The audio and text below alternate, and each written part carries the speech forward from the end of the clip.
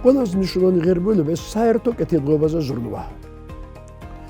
თუ ადამიანს უნდა ერქვა რომ ადამიანი ვარ რომ ეთქვას და ადამიანი ცალკე არ არსებობს არა პირველ რიგში მას აქვს ზრუნვა საერთო კეთილდღეობაზე განამარტო მე და ჩემი მეზობელი როგორც გინდა არა მეცა და შენ და მე როცა მე ვზრუნავ თქვენს ბედნიერებაზე მე ჩემი შემხვდება როცა სხვათა კეთილდღეობაზე ზრუნავ მეც იმდენი შემხვდება რამდენიც მე მინდა აი თუ ეს ცნობიერება მიდევს თავში და ამითი მოღვაწეობ მე შემიძლია კაი ექიმიც ვიყო კაი ინჟინერიც ვიყო ბიზნესმენი ვიყო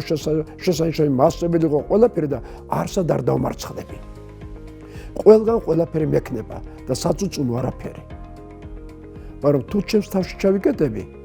აი ეს ღირებულება რაც ახლა სხვათა შორის